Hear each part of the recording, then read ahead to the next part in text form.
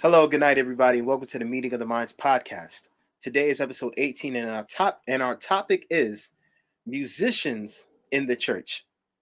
Our guest tonight is praise and worship leader and host of the podcast, The Artist Speaks, Miss Hannah Love. Hannah, how are you?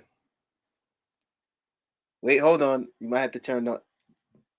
I'm great. I'm great. I'm great. Super excited to be here and to chat about all things music, worship, and everything in between. Okay, so now let's jump into this. The first question is, what are the responsibilities of an MD? And for those of you that don't know, MD stands for musical director. We know oftentimes there are people that curate music for churches and just music in general. So, what are the responsibilities that you've seen of an MD in church? So, an MD's job descriptions, right, which is what you're asking for, is to ensure that there is music every week in church. This is including, but not limited to, a praise and worship team, a band. If your church has space for this, the music soloists, the instrumentation, ensuring that the praise and worship set list is submitted to the required personnel, ensuring that rehearsal is conducted on time, ensuring that all of the necessary and required personnel are there. The MD also communicates with the pastor to ensure that the praise and worship set list that is chosen by the worship team is in alignment with the sermon. So the MD may have a conversation on Monday or Tuesday, depending on what their recurring availability is, and they will check in from the previous week's service, asking what were some highlights, what were some lowlights, where can we grow, what did you like, what would you have preferred us to do, and then said, okay, what is your sermon topic? What is your scripture? Is there a specific song that you want heard during praise and worship? Is there a specific song that you want heard right before you stand up to preach? They will then relay this information to the scheduled parties for the upcoming service. And say, hey, pastor wants this, or there is a guest speaker and the guest speaker needs this. Their sole responsibility is to make sure that there is always music in service. Okay, all right. So, with that being said, has there ever been a time where a musical director has put a song into the set time list that was not approved? And if that song was ended up being in the set list, did it come off as inappropriate? Because there are some songs that some churches will not sing at all because of the meaning behind it. Have you witnessed that in church? So when you say not approved, do you mean not approved because the pastor doesn't prefer it? Or do you mean not approved as in the songs don't align with the church's doctrinal beliefs? Because that's not the same thing. Okay, so when I say not approved, right? Like, let's just say that there was a set list of songs that were approved for worship, but all of a sudden there's a song that comes in that was not previously discussed with the pastor by the musical director, and now that song is being done in service. And also sometimes there could be certain songs that may not be approved because of their spiritual Doctrinal content, beliefs, or right? because of the fact that it doesn't align with the beliefs of the church. Is this something that you've witnessed before, Oh, being that you're a singer? it's something that I've done. Now, here is the backstory. If I am the MD, you're trusting me to do my job. You're not micromanaging me.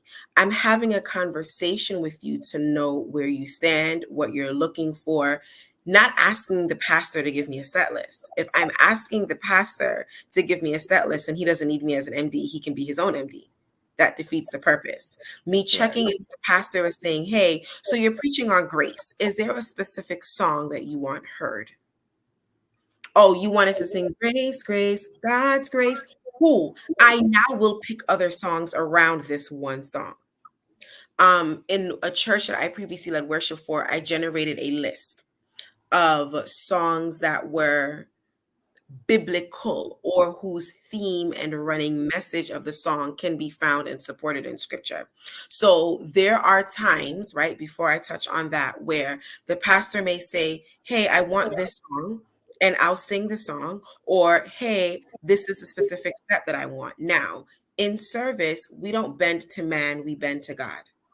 So your Right. list is cute. However, if Holy Spirit says, I kind of want you to go in this direction, I'm bending to Holy Spirit.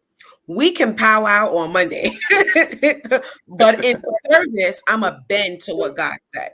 So there Right. are times when the pastor may say, I want these three songs sung. And then in worship, God is like, I'm gonna need you to go in this direction. I'm gonna look at the pastor. The pastor gonna look at me. He gonna give me the green light, and I'm gonna go because we take our marching orders from God. We don't take our marching orders from each other per se. Now, if there is a song that is not biblically accurate, which sometimes that can get a little dicey and it can get a little tricky because what one person discerns as biblically accurate, another person may not see a problem with it. For example, and this is a song that I pick on all the time. I'm chasing after you, no matter what I have to do. It's unbiblical. You cannot chase God.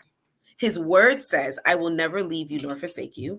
God does not engage in cat and mouse games with us. So he doesn't invite us to worship him and then run away from us and encourage us to chase him. Pursue, run, chase are not the same. So in a case like that, I personally will not sing a song if I cannot find book, chapter, verse to support the theme of the song. I also will not sing a song that goes against the character of God. So I'm not going to sing a song about God being a liar because God is not a liar. I'm not going to sing a song about God abandoning us because his word says, I will never leave you or forsake you. So if scripture cannot support the theme of the song, I personally will not include it in the set or in the repertoire.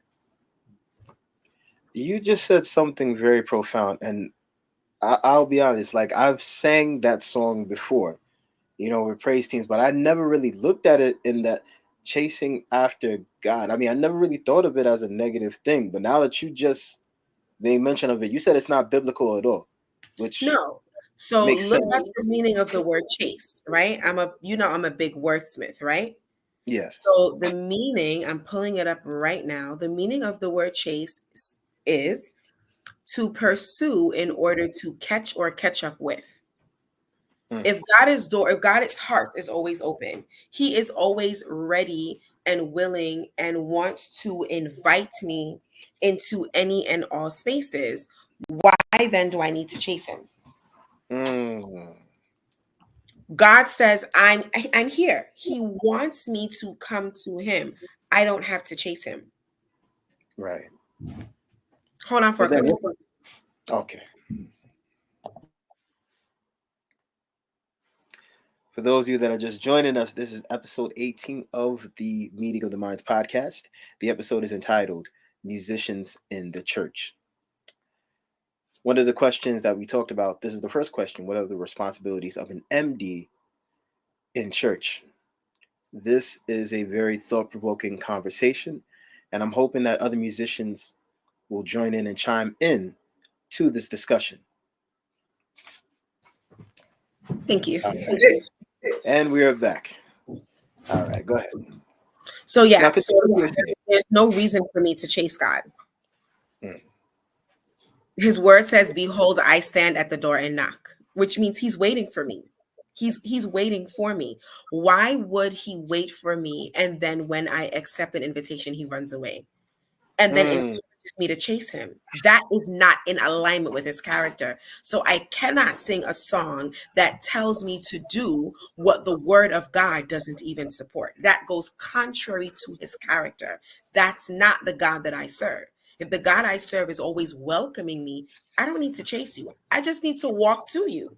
You will receive me with open arms. Now, there are a list of other songs, and that's just one, right? If we are to look at, and this is where it gets a little hurtful, if we are to look at a lot of Black gospel, it has a very poverty driven approach. or a poverty driven undertone. You're always in lack. You're always trying to prove something to your haters. It's always someone's trying to get you and someone's trying to take something from you. Why don't you just use worship to focus on Jesus? Why are you robbing his time to talk about something that has nothing to do with him? Or worse, talking about Satan in worship. Like, you're highlighting him in worship, and that's not his time. It doesn't make sense. That that brings me to my next point. There's a song that's been going viral on the internet. I'm gonna sing a little. Matter of fact, I'm not even gonna sing it because I don't even want to. The song is called "The Devil Is a Liar," and I'm not sure how old that song is or if it's new.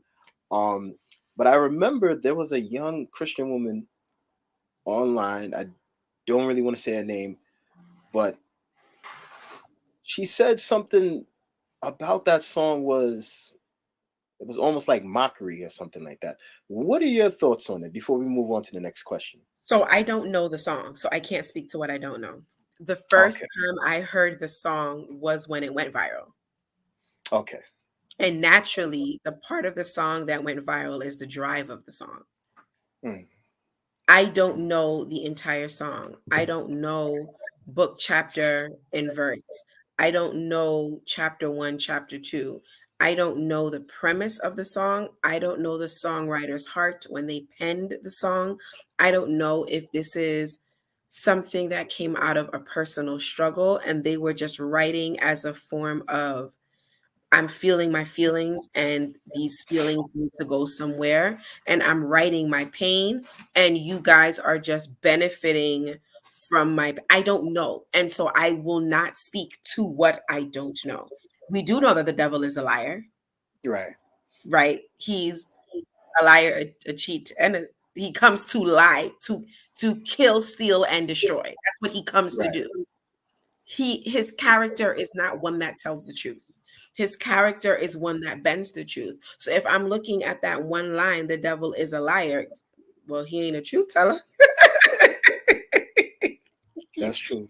If he were to tell the truth, then that would make him like God, and he's not. So no, he is a liar. That is his essence. That is his character.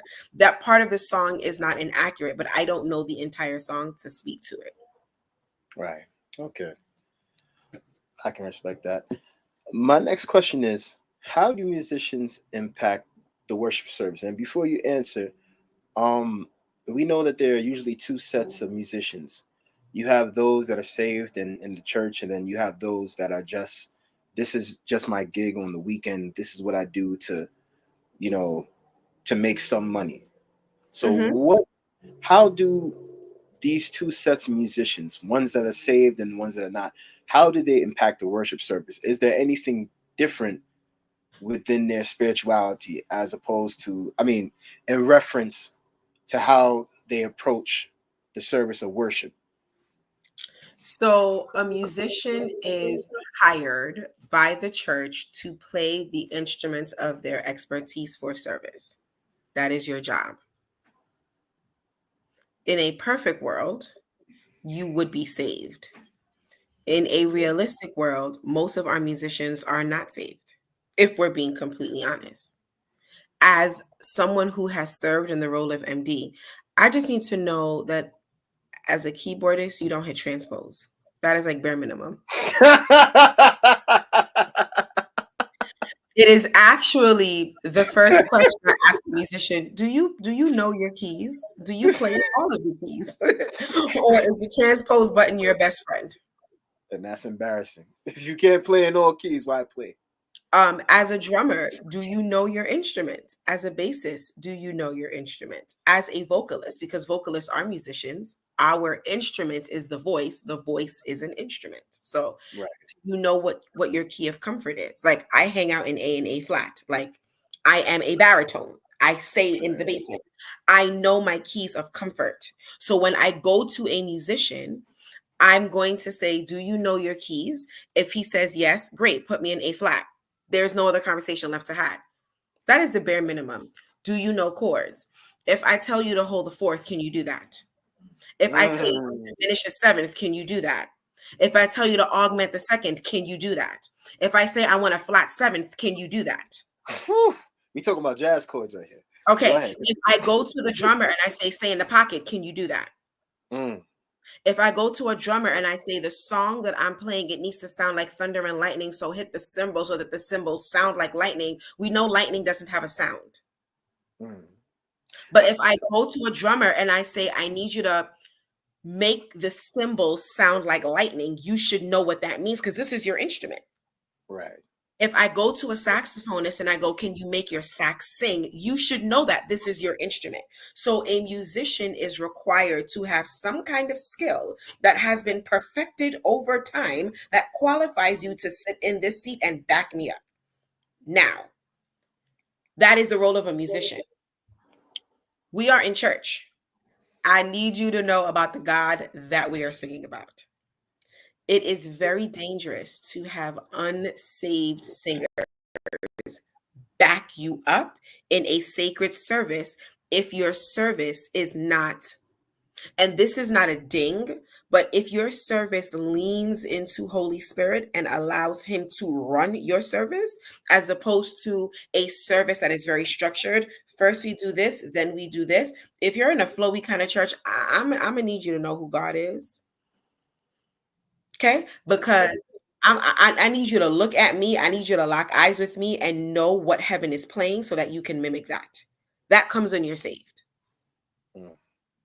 So if you are a musician, you need to be skilled in your instrument. That is a non-negotiable. That's not even bare minimum. That's like elementary. Okay.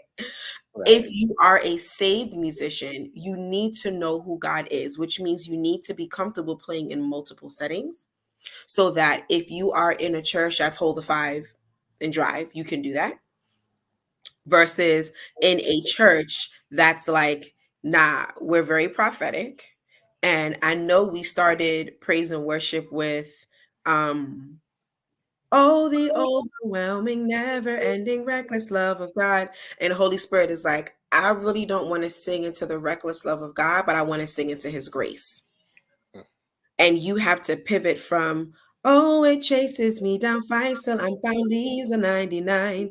Grace, grace, God's grace. And you have to do that fluidly without the congregation knowing that you just changed your entire worship set. Your musicians have to be able to meet you there before you get there. Dunson is very good at doing that. Dunson is an African praise and worship leader who will tell the band he is singing in the key of C. He's in C major. He will turn to the band and talk in the key of E and say, meet me on E, because he's already there. And the band has to catch up. You don't have an option because he's already singing in the key of E. Him telling you to meet me on E is just in case your ears don't work. You can't hear that he's talking in E and he just left C. And then when he's done singing in E, he'll go meet me on F and go back down. Go up, sorry, to F. And he's talking in F when he says meet me on F, and you're supposed to know that. That's a skill set that most musicians don't have. But then he'll sing something and it's like, oh, the heavens just opened and there's now gold in my hands and whatever demon was in here gotta go. You have to be saved to do that, right? David was, and I'm done at this point. David was saved, and that's why when he played, demons left Saul. Like you have to have some kind of oil on you for you to touch your instrument and demons activate and get out.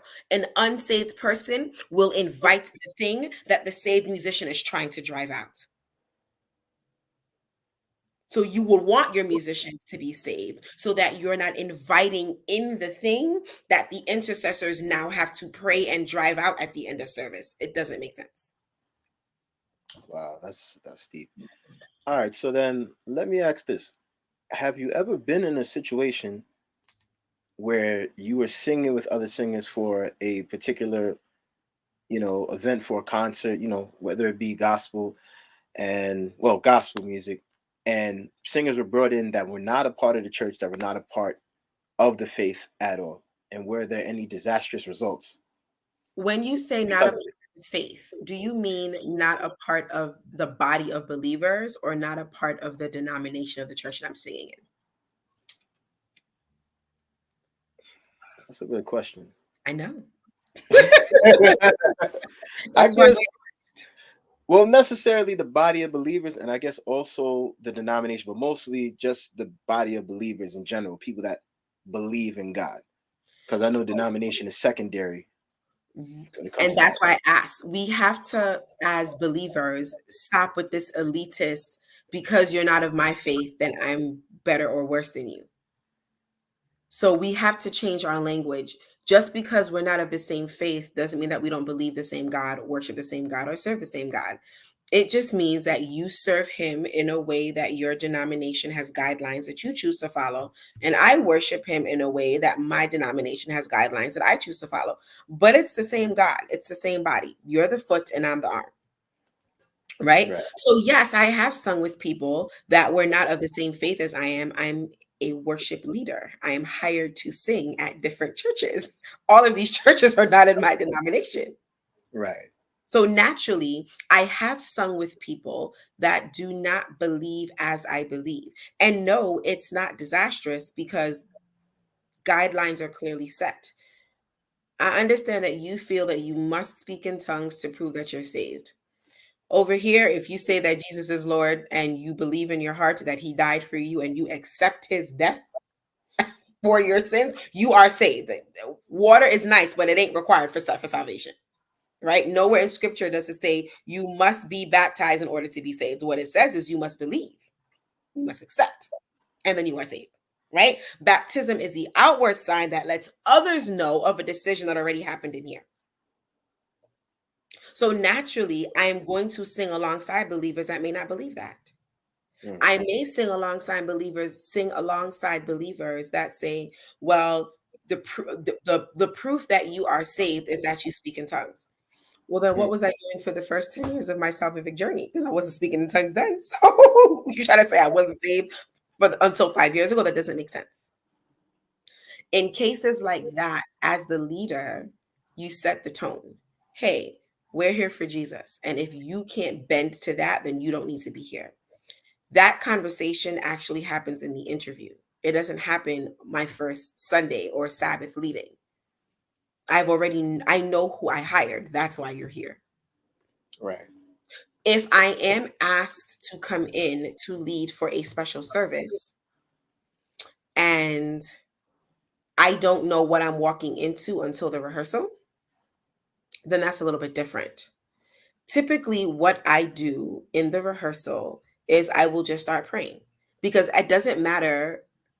And I say this loosely. It doesn't matter what you believe. When Jesus shows up in the room, it will confirm what you believe. Right. So it doesn't matter if you're Pentecost, Baptist, Apostolic, Adventist, Methodist. When Jesus shows up in the room, all of that will fade away. So I will, in rehearsal, set a tone so that Jesus is in the room. Mm. So now from rehearsal, you already know, okay, she's really not here for any of the mess nonsense. She just wants to sing about Jesus and sit down. You know what? It doesn't matter that she wears jewelry or doesn't. It doesn't matter that she wears makeup or doesn't. It doesn't matter that she's wear pants or doesn't. Jesus shows up when she takes the mic. The Right. atmosphere shifts when she takes the mic. People are set free when she takes the mic. Heaven opens when she takes the mic. You know what?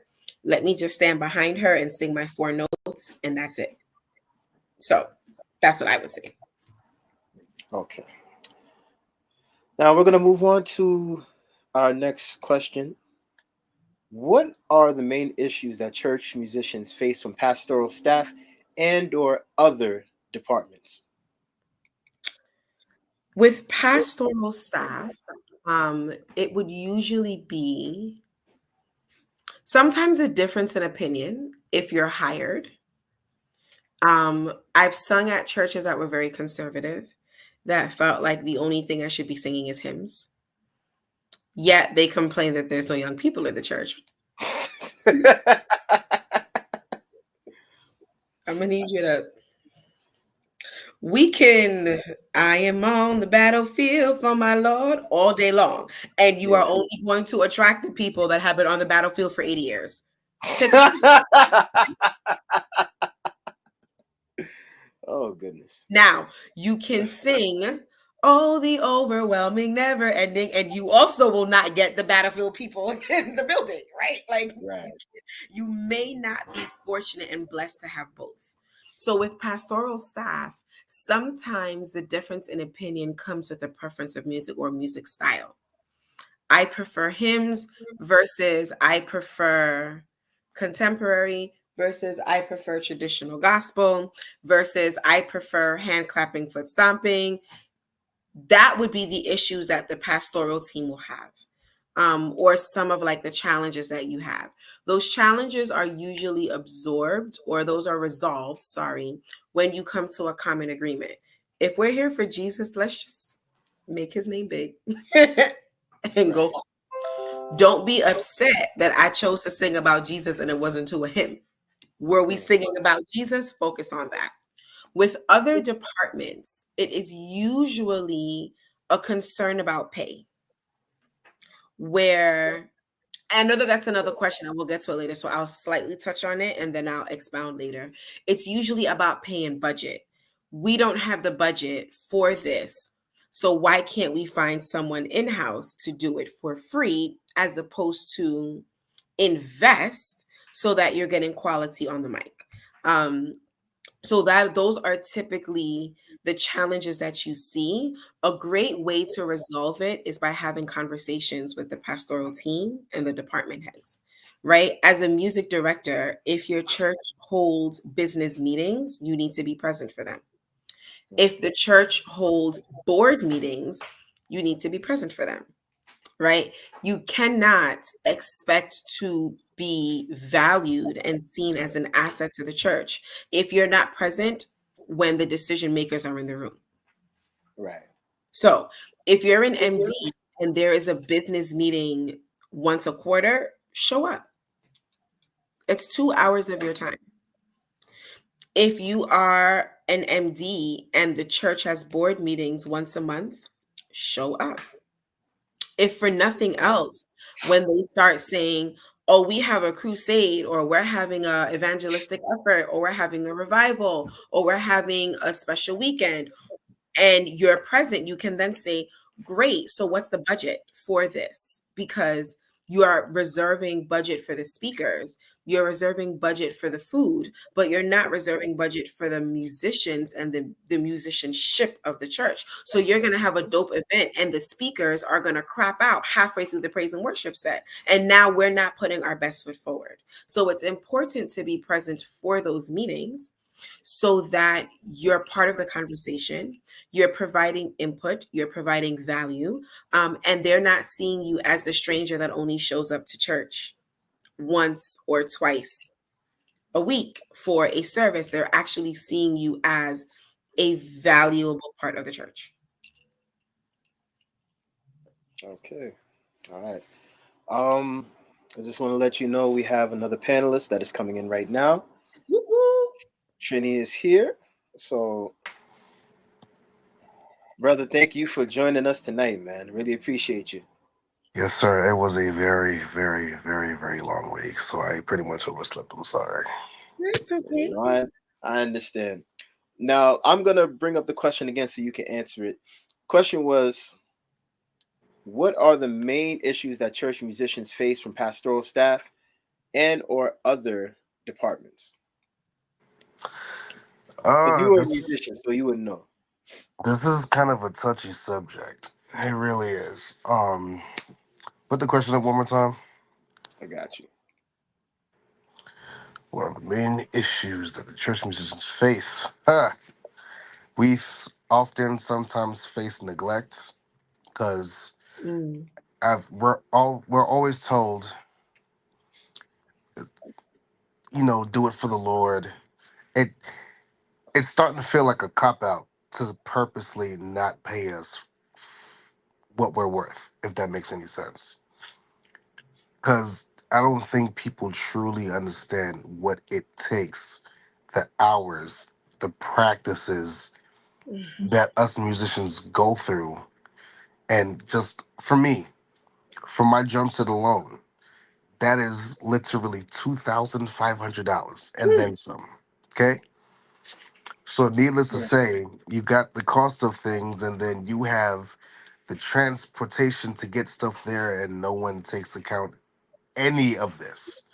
And they just, oh, no, you're talented, you're good, man, you're good, you're good. You don't need, no, that's not okay. Because at the end of the day, we have real life going on within our households. We got bills, we got car issues, and things of that nature. So, oftentimes, it's neglect. And, to be completely honest, it's very distasteful because now it's leaving resentment between us and the church. And then people get upset when a secular artist decides, hey, we're going to offer you this opportunity if you want to come on tour with us. Mm. And all of a sudden, when we take that opportunity, We're heathens. yeah, we're heathens, we play for the devil, and this is not God glorifying music. And it's just like, it's not like I'm playing it on the Sabbath. And Mm-hmm. that's one. Secondly, I tend to look at the message in some of these secular songs. Like, I'm a part of a band called Burning Brain. And typically they play like rockish jazz, something like that. But leave it to the church to see the performances and the kind of people that come out and what people drink. If it's a bar, a venue, they don't care. Off rip, you're not playing for God, and now we're reprimanded, and now we're taken to the church board to be removed from playing. Like why you want us to stay committed in the church, but you refuse to use the resources to accommodate us. Mm. That's pretty far fetched to me, if you ask. But that's just my opinion. I've been a church musician for the longest, and I truly hate to say this. I really hate to say this. It seems as if problems like this only appear in the Adventist and Baptist church. It crept into the Baptist church. It's 'Cause actually, I'll correct that. It's actually in Black churches. fair Well, enough. no, I can't even say that because I do know some white churches that don't believe in paying their musicians. It's just a value issue. It's not a Right. race thing. It's not a color thing. It's just, do you value what I'm bringing to the table? Because if you don't, then you'll always tell me to play for free. You'll always tell me to travel 3 hours and play for free or sing for free. So I can't even say it's a race or a denomination thing. It's a mindset. As a matter of fact, I completely agree. I most definitely wholeheartedly agree. And I think that's a huge issue because, again, you want people to come closer and feel welcomed and feel appreciated. And sometimes, oh, we'll be praying for you is just not going to cut it because you don't know who made it on their last dollar in gas to get to that venue. You don't know the traffic it took to get there, the man hours, the listening to the songs and listening to that part to make sure that intricate part was played well. And people just think it's just, oh, well, you're skilled, so you should be fine with it. And God gave you the gift, so why not return it back to Him? And I'm like, okay, I understand that part. I will never negate that. However, I've never seen a good church musician not leave their posts not sweating, if that makes Mm. any sense. So I don't know. It's just me. There's something you said that I would love to piggyback on. I think another challenge, or I believe another challenge that musicians face is not feeling valued, not just monetarily wise, but their emotional bank is low. Correct. You only call me when you need me to sing. You only call me when you need me to play. But you didn't ask me if I was okay, because if you did, I would tell you I am so anxious that I don't know where my next dollar is coming from, that I haven't eaten for 3 days. Mm, Right? You would know that my partner and I have been at odds with each other for 3 months because I am never home for important family functions because my schedule is not Monday to Friday, 9 to 5. My Mm. schedule is actually Thursday or Wednesday to Sunday, and it's usually the other 9 to 5. correct. get to rehearsal at 7 and I don't leave rehearsal at 10 and I miss the third date night in a row. And my partner has already rearranged their schedule to accommodate rehearsals, and I'm canceling again. Or my children don't think I love them because they had a school play on Thursday, but I couldn't miss the school play because I had praise and worship rehearsal. Or when the church is sleeping at Friday at 7 o'clock, I am at rehearsal on a Friday night. So I missed 5 family worships in a row. And now my family thinks I'm unsaved because I am not singing a hymn and reading Ellen White on a Friday night when I'm really at church rehearsing. And when the vocalists have left, because I'm a musician, I'm still in the building for another 3 hours because I have to make sure that my pianist got the chord correct, because the incorrect chord that they played clashed with the chord that the vocalist sang. And now everything sounds like a hot mess, but I don't get that opportunity to express it because you didn't ask me if I was okay. You just asked me for my availability. You asked me for my price and had the mitigated gall to negotiate my value down by $50 because you don't think I'm valuable enough when you don't realize, yo, you cutting me $50 just means I need to take up 3 more gigs to make rent. Mm. You don't ask if I'm depressed. You don't ask if I'm anxious. You don't ask if I'm suicidal. Trini, you know that the suicidal rate in musicians is probably the highest. I'm tired of burying our people. It's frustrating and it's annoying. It's discouraging going to yet another funeral for someone that committed suicide because they were homeless. How do you not know that your MD has been homeless for 6 months? Mm. How do you not know that their pantry is bare or that their alternator needed to be? How do you not know this? Because you don't call and ask how they're doing.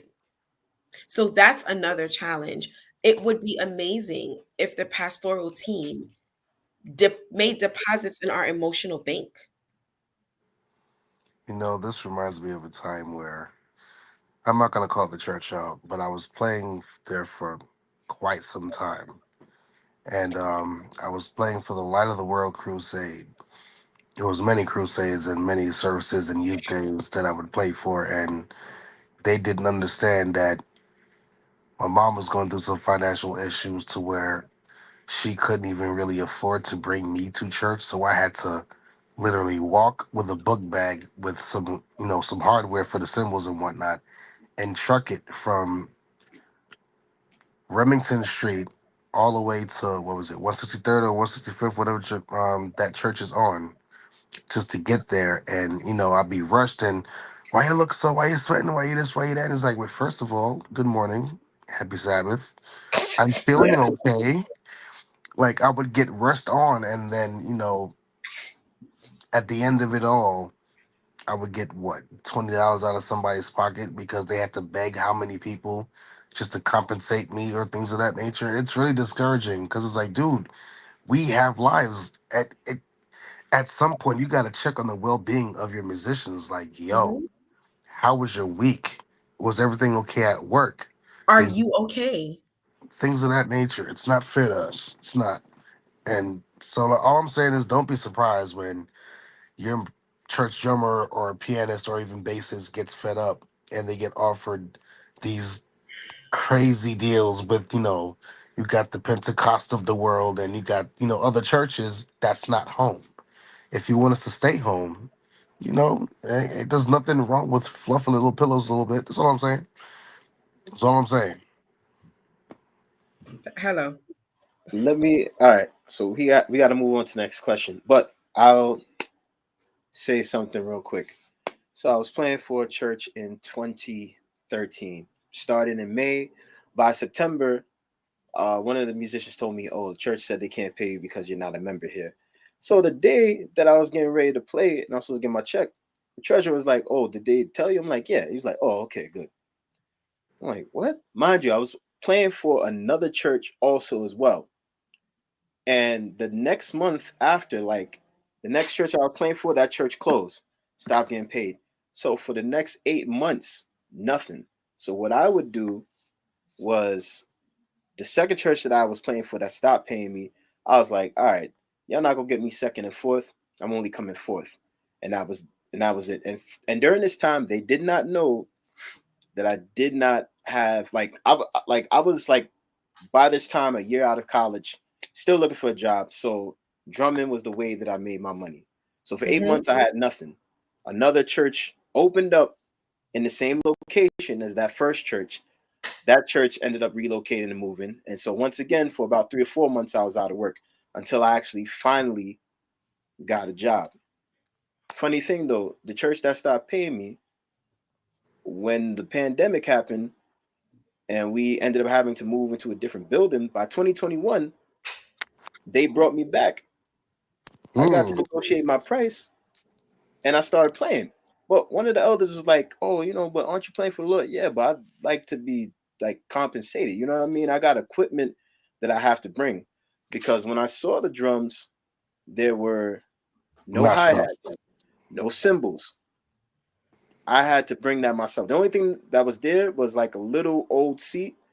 So I literally every weekend, like after I was able to negotiate things, I literally would be carrying a cymbal stand in one hand.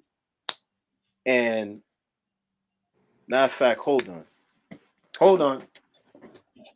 Oh snap! hold on. See if I can find it.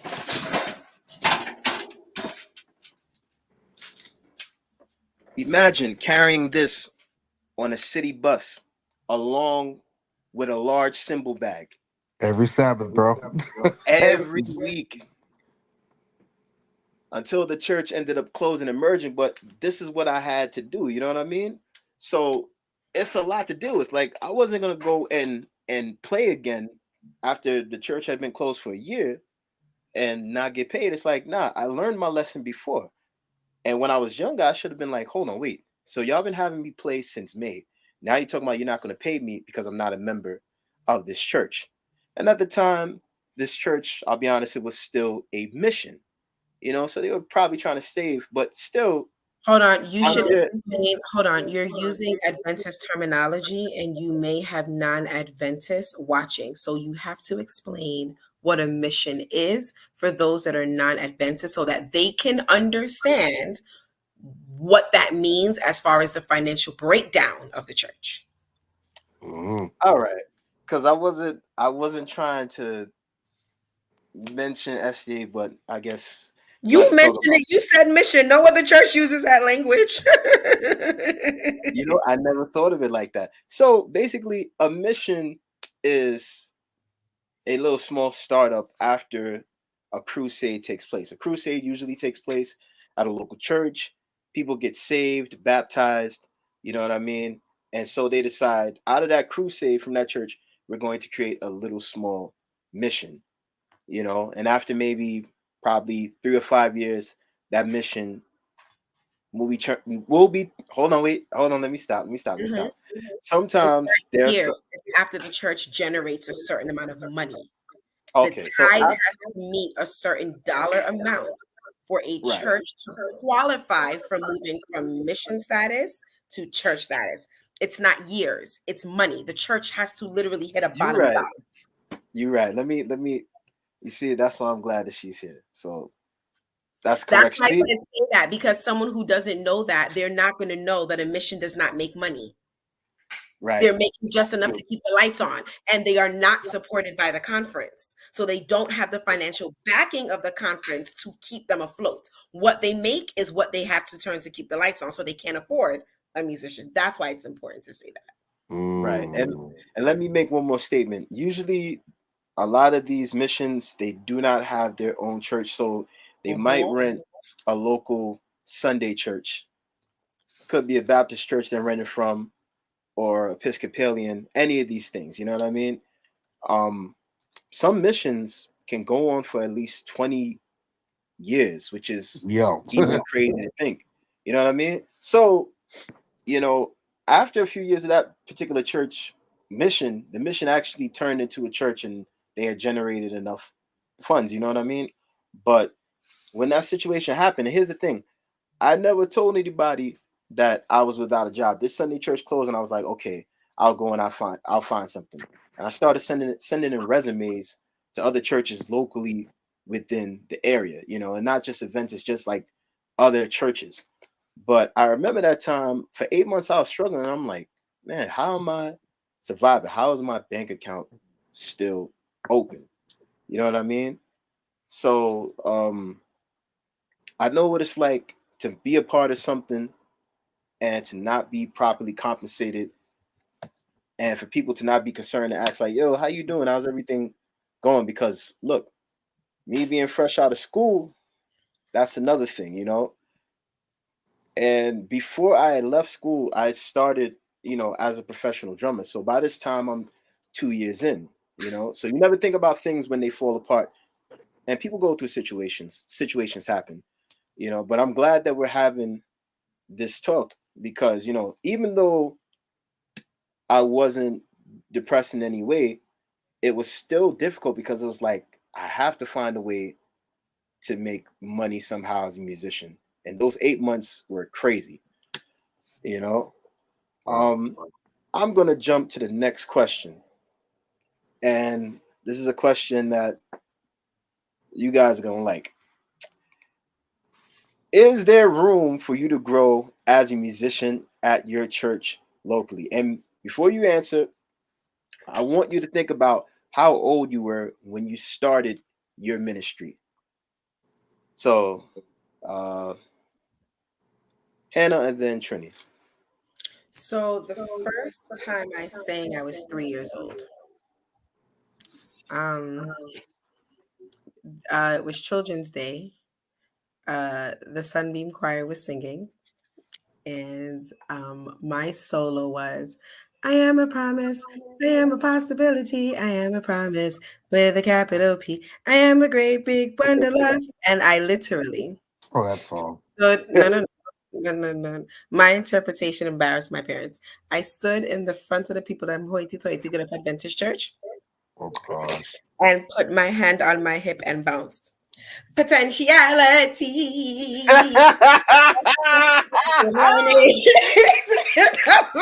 know, kids over there, yo, they my full of life into this. my father was sitting on the pulpit and he went, That man said, "Excuse me." my mother is sitting in the back going, we did not rehearse this last night. I was 3. Needless to say, I am still bouncing my hips in church. That has not changed.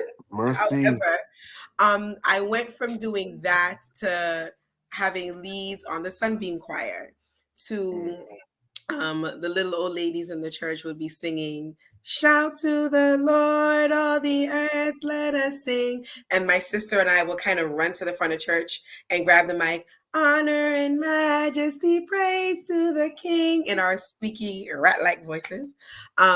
However, as I got older, when my church realized that I actually could sing and match key, I was given more opportunities to sing.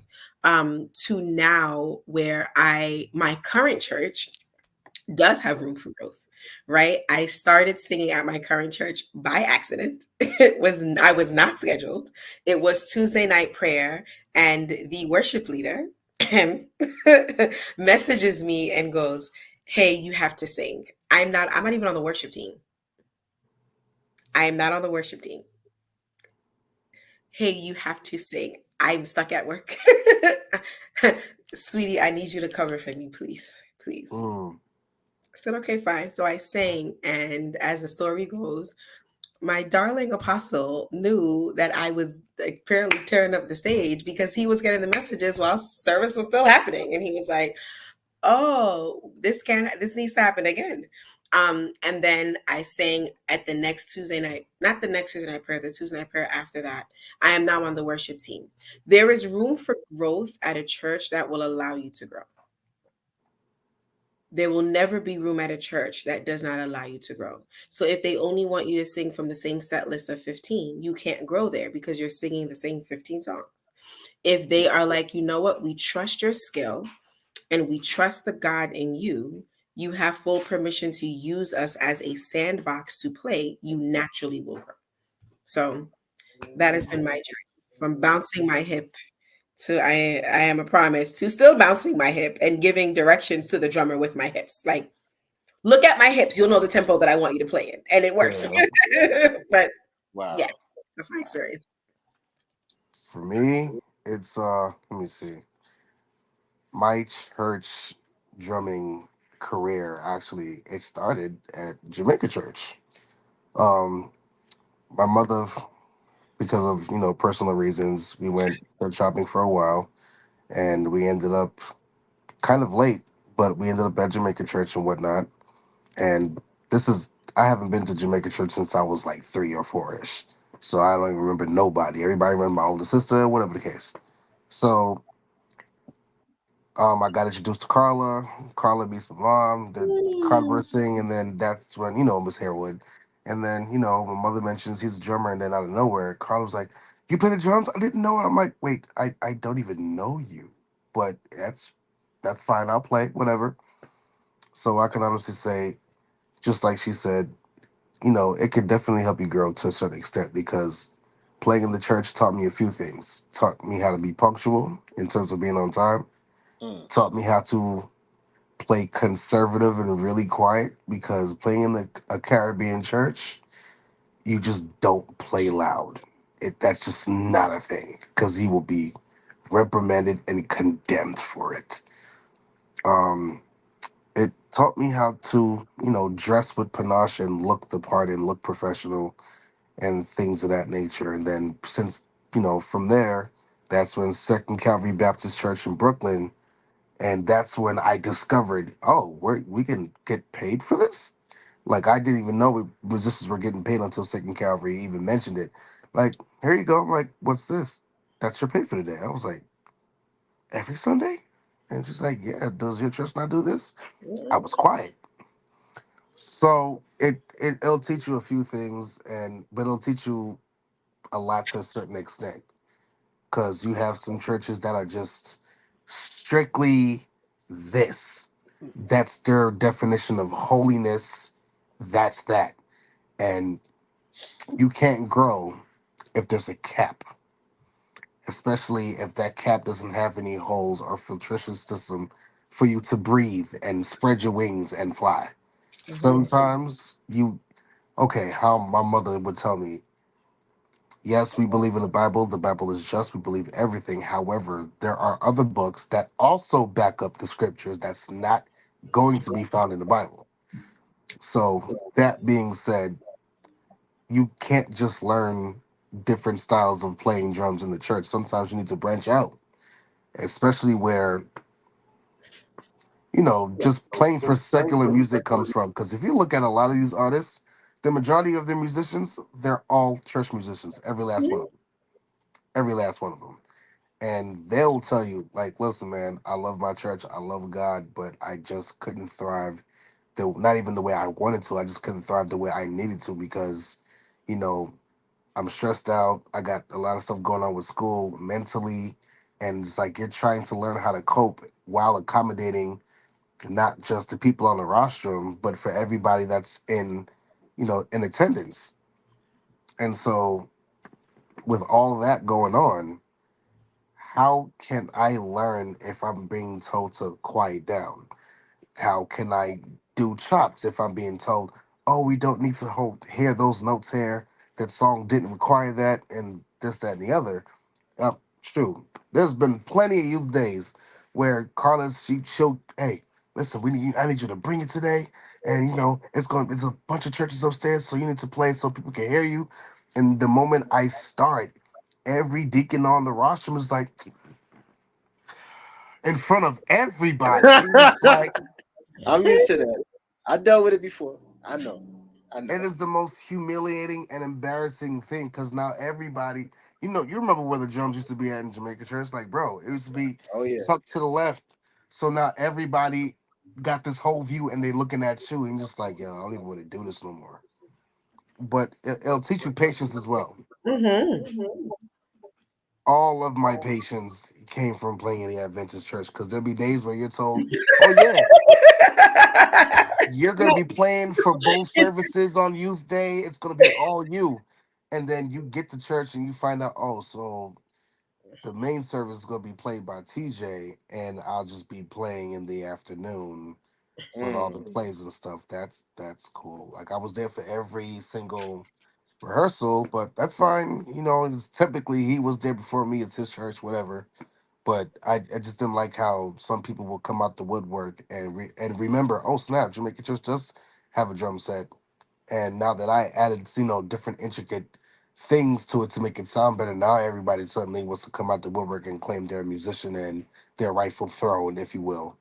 But it'll teach you, just like she said, it'll teach you as far as you can to a certain extent, but you can't thrive just in that. You got to be able to grow outside. I will always suggest musicians listen to like the cousin of whatever the song calls for. For example, there are some songs that have a rock undertone, Mm-hmm. have that heavy metal crashing. I will tell the musician, go home and listen to rock because that's the cousin of the gospel song, right? Gospel is the only genre that encapsulates every existing genre. So you Of have course. gospel rap, gospel R&B, gospel hip hop, gospel trap. You have the gospel version or the sacred version to the secular option that's out there. That's just how gospel works. So if I want you to learn how to suspend a note a certain way as a vocalist, I'll tell you to listen to Mary J. Blige because that's the Mm. cousin. If I want a drummer to hit notes in a certain way or to hit their drums a certain way, I'll tell you go listen to rock. If I want the pianist to have more agility with their fingers, I'll tell you to go listen to jazz because that's the cousin of the end result. We have Mhm. to, as a church, stop demonizing secular music because they clearly have something right. They're the ones making the records and we're not. They're the ones that are selling our concerts and we're not. So clearly they're doing something right. There's nothing wrong with listening to secular music. Say You're, that again. you have to learn it. You have to challenge yourself in that way. You are going to be better when you're the small fish in a big pond.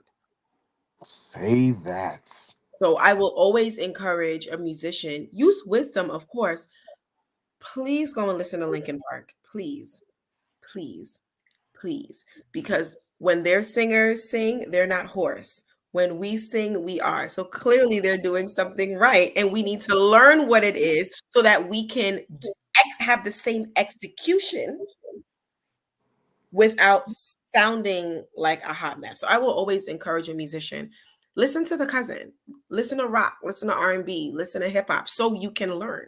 It's so crazy you say to go listen to rock because I used to listen to some. I still listen to like a lot of metal, and I remember while listening, there was a whole service going on upstairs for youth and teens about different genres of music and what should be tolerated in the church and what shouldn't.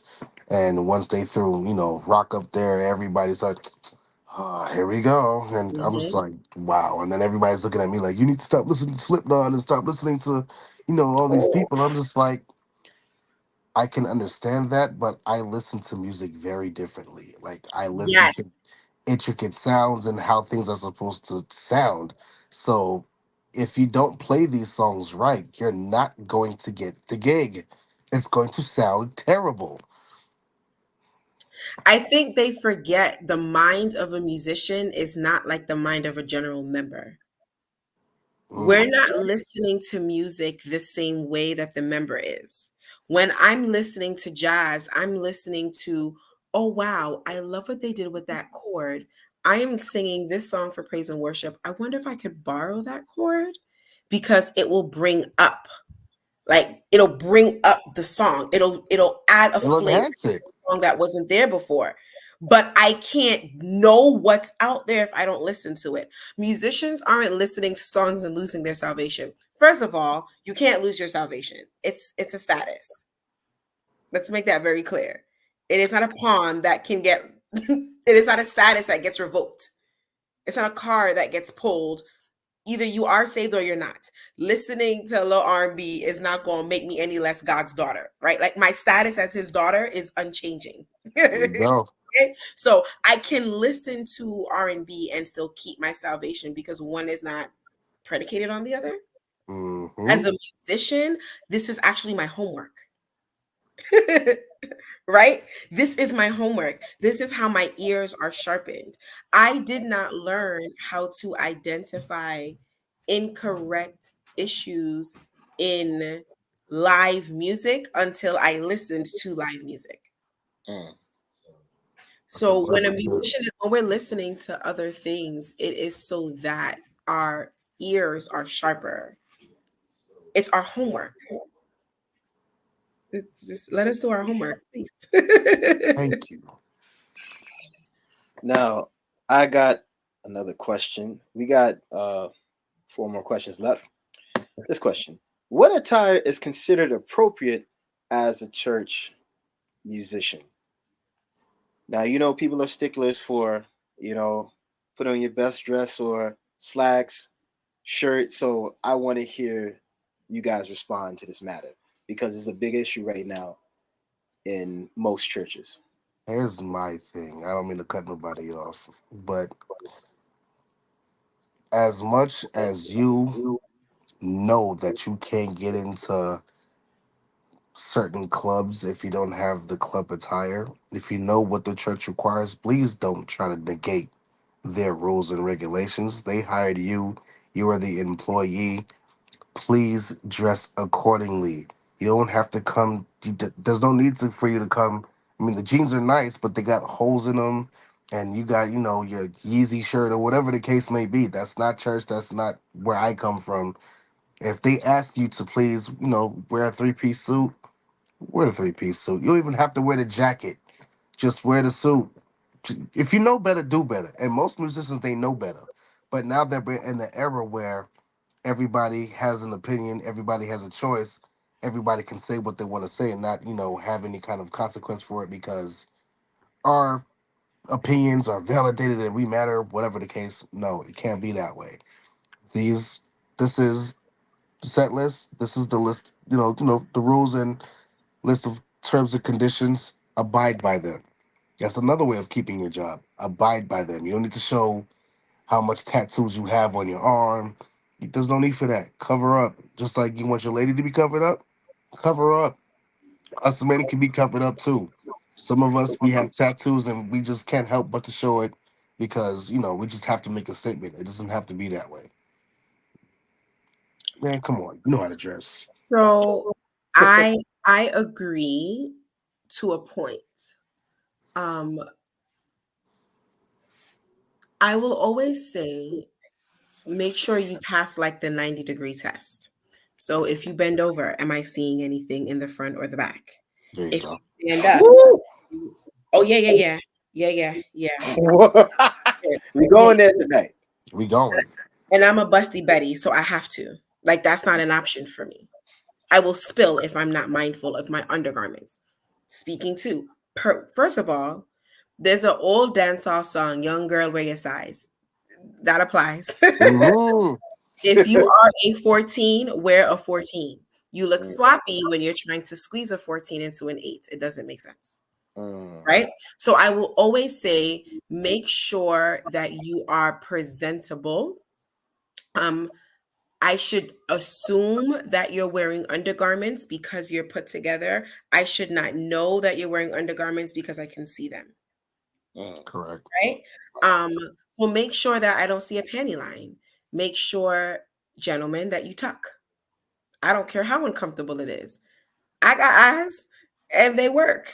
And when you go up there and you're wearing, Hold on. Hold on. That happens in church. In churches. honey, That happens. honey, honey, you've Yes. I've never never seen heard. a section? Yo, that's Talk crazy. about it. So please do not go up there and wear the tight pants because I have eyes. Yo, that's crazy. I'm Talk not about it. That's blind. crazy. My eyes work. I can see your print. And I'm distracted. Now I'm not In thinking church of all of places. the Lord rising among us. I'm thinking of another Lord who is rising among us, and it needs to be tucked. Essentially, you want to present yourself in a way where someone is not distracted by what you're presenting, Correct. Mm. right? So that's the first thing. The second thing, you want to be comfortable. Like you said, if you are in a church that requires that you be suited and booted, wearing slacks and a polo is not terrible. However, my pastor preaches in J's and shorts. So clearly, Oh, I can wear whatever I want to wear. It still needs to be mindful. Right. So on the other side of that, yes, we do want to have our personality shine through. Yes, we do want to make a statement. You also don't want to give yourself anxiety with trying to find the right threads to wear. If you find that you are getting anxious every time you have to get dressed for a specific gig, you may need to reconsider that gig. Mm. mm. Mm. So if you find that every service, what used to be, you know what, these pants are clean, these shirts are clean, this shirt is clean, these sneakers are clean, or these shoes are clean, I'm gonna throw it on, it fits, it matches, I'm comfortable, we're good to go. If you're realizing that there's anxiety here, we may need to reconsider. If there's pride here, we may need to reconsider. Are you wearing this so that you can be seen? Are you wearing this so that you can turn heads, right? So that is the negative side of like, well, that's one side of your dressing. Here's the next side. I'm gonna step on a toe and I don't care. Soap and water was invented for such a time as this. Mercy. Don't let me stop. Go and bathe, please. One beard. Who doesn't bathe before they go to a gig? That's crazy. Hey, There hey. are plenty people that think that I almost called it what it was, and the Holy Spirit, that take triangle showers before stepping out of their house. What? Please, Yo. please, I beg, go and bathe. Wash your head and your back. One beard, please. Okay. Lotion up your skin. Okay. Mm. Please brush your teeth and your tongue. Mm. Spray on a perfume. Okay. See, y'all can't see it, but this is All right. That's the bee's The knees. problem, we always hyper fixate on your skirt is too short and you're this and you're that, but then we don't address hygiene. I've never seen. Yo, that's crazy. Okay. I've never seen a stink musician in my life or singer. Okay. So I'm a little bougie. I have a scent bird. I'm high maintenance. I'm also maintaining myself. So I budget for high maintenance stuff. Okay. So I have a scent bird subscription. Why? Because I like perfume and I like to smell good. Mm. Okay. You are going to smell me before I walk into a room and not for the wrong reasons. Mm. It is very, very important that what you present before the people is a sweet incense.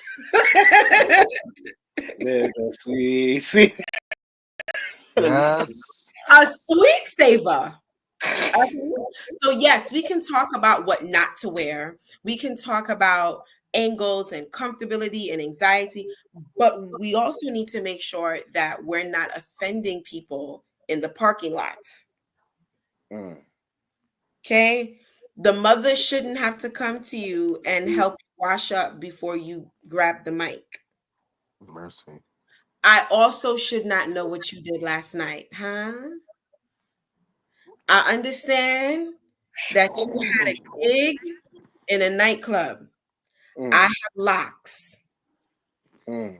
Smells get tracked in my Yeah. locks. Mm. Before, if I know I had a gig at a club the night before, like an open mic night, Yeah. we know what happens in open mic nights. I am washing my hair when I go to bed that night so that the Right. smell isn't trapped in my locks. The jacket that I wore to the open mic night on Saturday is not the jacket that I'm wearing to church on Sunday because That's right. smells are held in fabrics. It's Right. true. So we forget these things. I'm so focused on I got on my best threads that I can smell who you woke up with last night. I can Mercy. smell them on you. Egyptian musk don't work no more. I said You got to get this. The gospel according to Hannah, Mm. soap and water was created for such a time as this. Please go and bathe. Please go and bathe. It is imperative. You're please. My nose is offended. Go and bathe, please.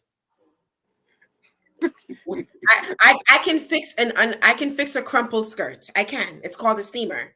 Hello. Yeah. Right? I can fix buttons that aren't buttoning properly. That's called needle and thread and a latch pin. I can fix that. I can't fix 5-day old funk. I can't.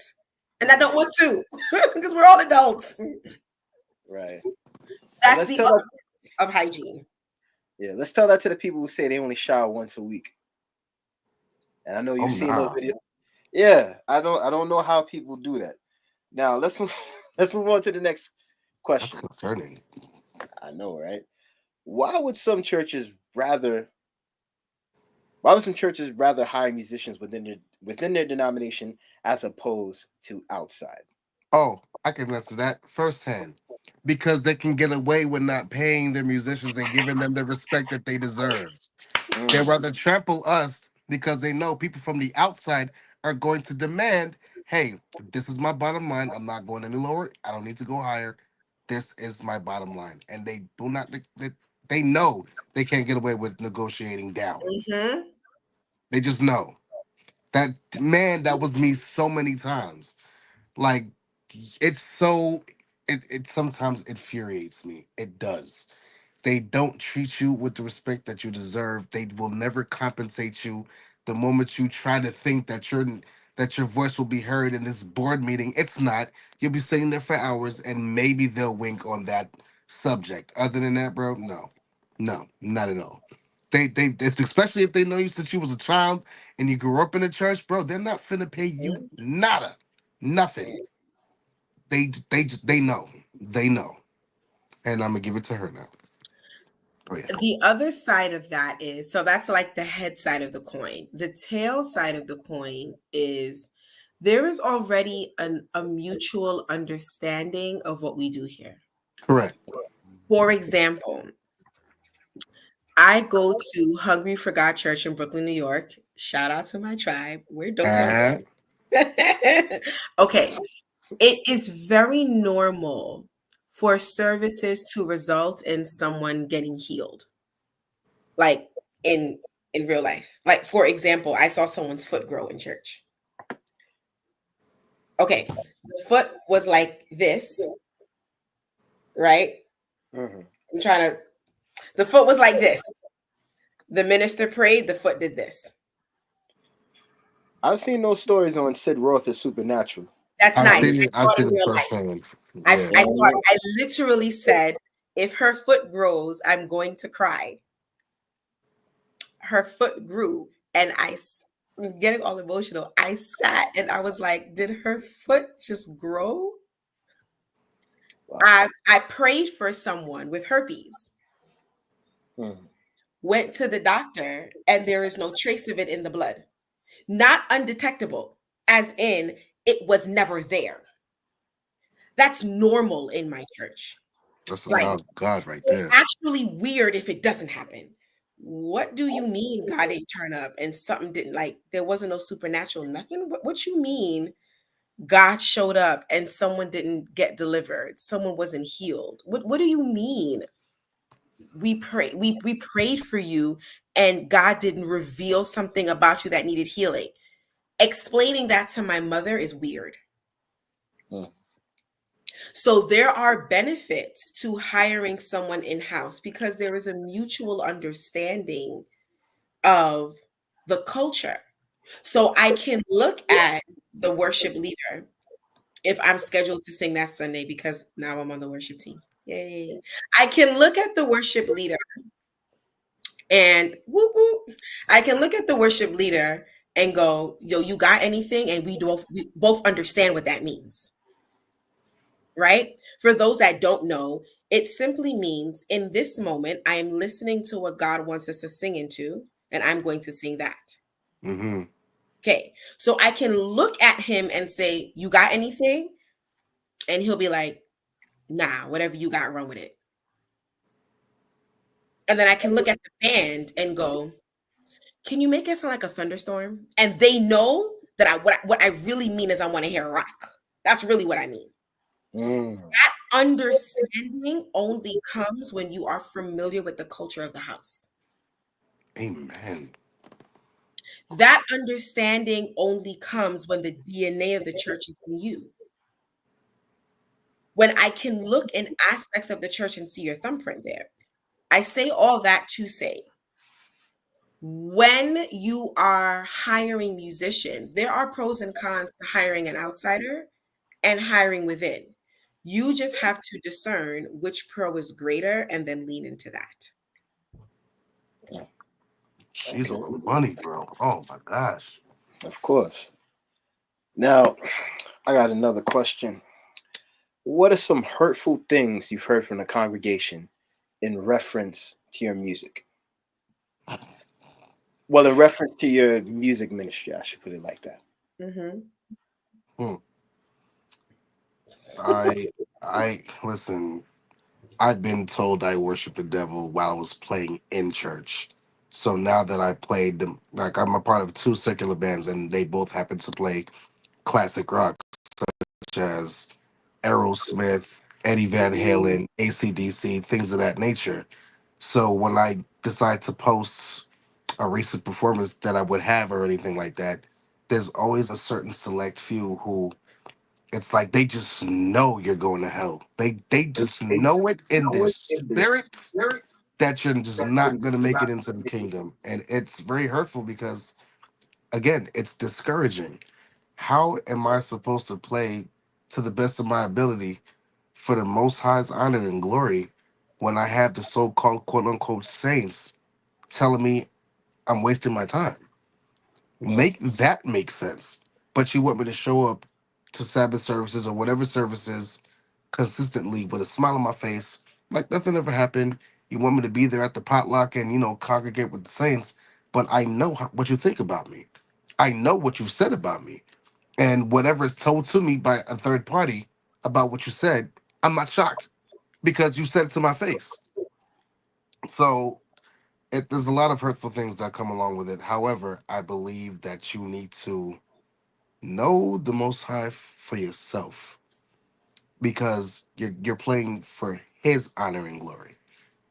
What everyone else has to say is null and void unless you take it personal and you allow it to be planted, watered, and then it's going to grow into something evil and worse futuristically.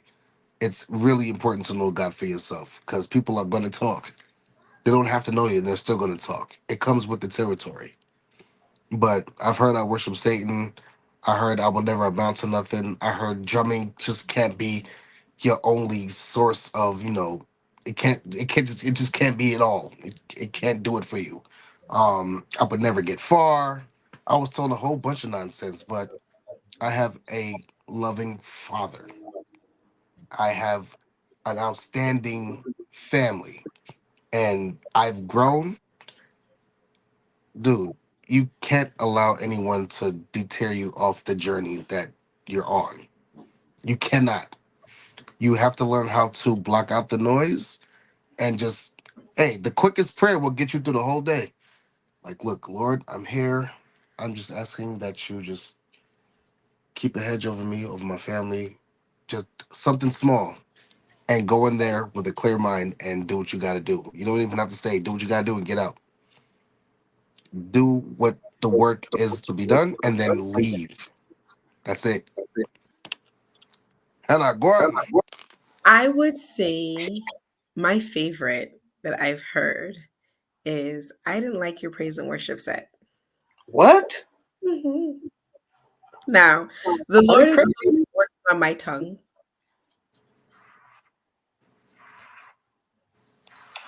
because my sarcastic quip was, that's amazing, seeing as how you're not the person I was worshiping today. Merciful. Mm. And I said it with a straight face. You weren't the guest of honor. You are not who we gathered and convened. You're not the person that sits on high. You are not the King of Kings and the Lord of Lords. You are not the lily of the valley. You are Mm, not the bright and morning star. You are not the one that places the stars in the sky. I did not know that you were the litmus test for the success of worship today. mm. Now, if you didn't like worship, feel free to join me next week in song with the songs that have been chosen. If you did not like worship, maybe you should worship before you get to church. Mm. I am not Yo. Spotify. I am not pushing play. This is not the 80s. You're not hitting play on the 8 track and I'm going to sing whatever you want. I'm not them. I'm me. So if you didn't like praise and worship, maybe just maybe you need to examine why you didn't like it and stop shifting the blame to me because I will kindly return it back to you. Mm, I've heard that, and usually it stops them in their track. Well, don't you want to hear why I didn't like it? I don't care why you didn't like it because you're not the person that I was trying to please. Mm. You're not my savior. You're not my king, and you're not my Lord.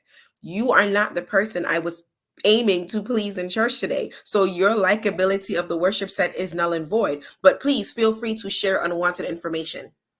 right. Oh, I didn't like your song set. Well, what songs do you prefer for praise and worship? I prefer this. So then listen to it on your way to church next week. Mm. How about you start worshiping before I grab the mic? Maybe, just maybe, if you've listened to your favorite song 6 days in a row, you'll be tired of it and you won't want to hear it on the seventh. Mm, mm, mm, mm, And you mm. won't rock with whatever I sing. Or I could sing nothing and you can be rocking out to silence. And we all gonna be uncomfortable because God gonna start talking and he might tell you something that you don't want to hear. It will be in your best interest just to let me sing, oh come, Emmanuel. Right. So that's what I've heard on the pulpit. And the Lord is still yet working on my tongue. But that has been my response. You're not the person that I was trying to please in worship today. Therefore, Bro, Hannah got some haymakers, bro. Lord have mercy. yeah. Now we are down to the final question. What advice would you give to young musicians who are just starting out in ministry? Mm. I'm gonna let her take this one. I'll answer after. Practice. Practice would be the first thing. Um, get a mentor. Get someone who's been doing this longer than you have. Someone who has skin in the game. Um,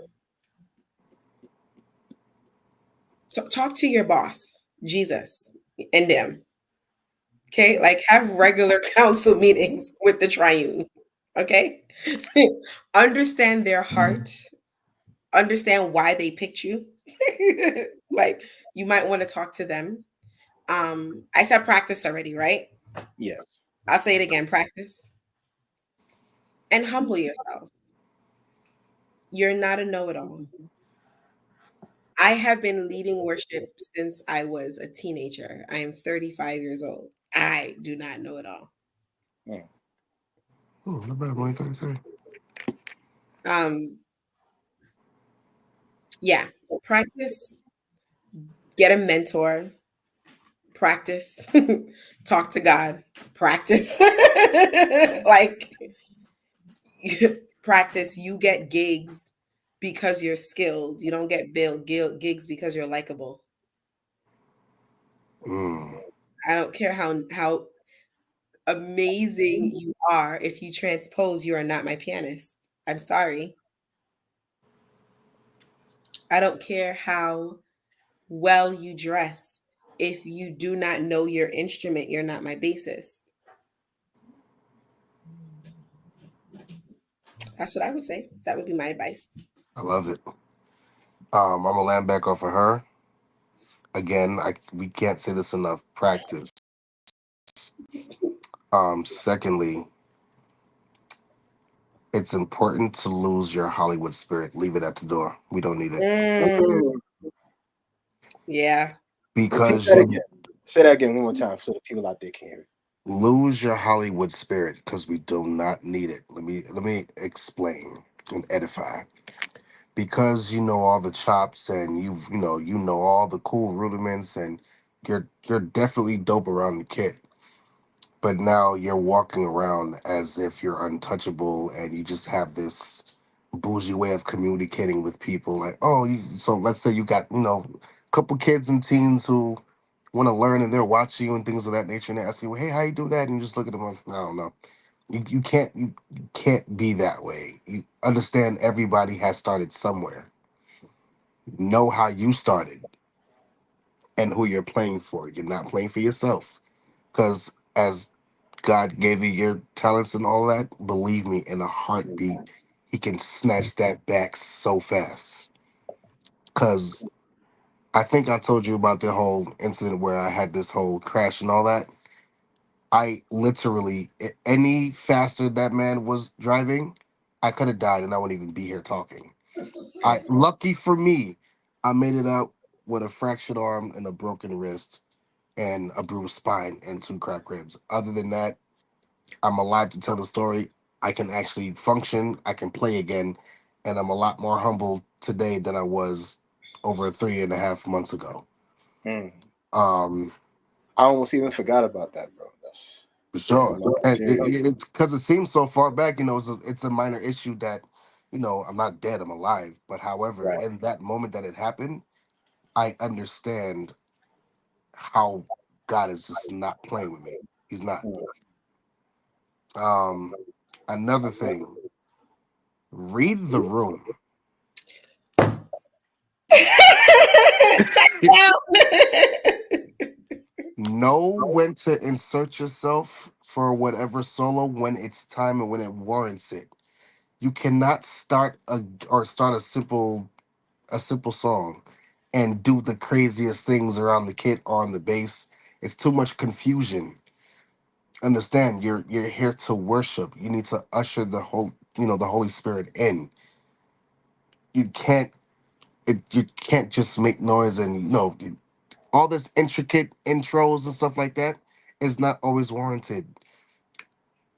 Just play your position, and Mm. when we all give you that eye, like, yo, do something. That's the time you do that. You don't do that on your own. Don't. Oh, another thing. If you are on the gig, you're actively on the gig. Hmm. That day is not the time to do something new that we didn't practice the night before. Right. Bro, get out of my head because I was, yes. Yes. Yes. You will lose your job so fast. Whatever material that you get and they give you, even if they only practice 4 out of them 8 songs, learn them all. Learn them all because now you're showing your bosses, wow, he's taking this seriously. This man went ahead and learned all of them, and we only said we're doing 4. Learn them all. Um, be well equipped. If you know what you're supposed to do, make sure you don't leave an XLR. Make sure you don't leave any type of wiring. Bring a drum key. Always have something on standby because life does happen and you Right. need to have a plan B at least through D. I've been in those situations, so I know. Like I've been in many situations where oh yeah, does the church set already here? And you thinking, all right, cool, I ain't gotta bring nothing. You show up and you got a zillion ZBT and it's cracked down the middle. You Yes, have no hi hat shutter, so now you're just stuck with an open, with an open. Mm. It's too much, and you have no kick. and it's got a You hole got in yeah. Oh, another thing. it.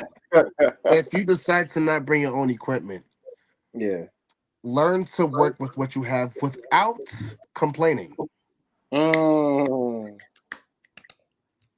The set doesn't have to be the best. Right. However, hmm, how many sins that we commit daily that God winks on? We are not perfect beings. We can only strive to be perfect beings. That is not a perfect drum set. Make it sound like something. Right. Work with what you have. Work with what you have. Stop being selfish.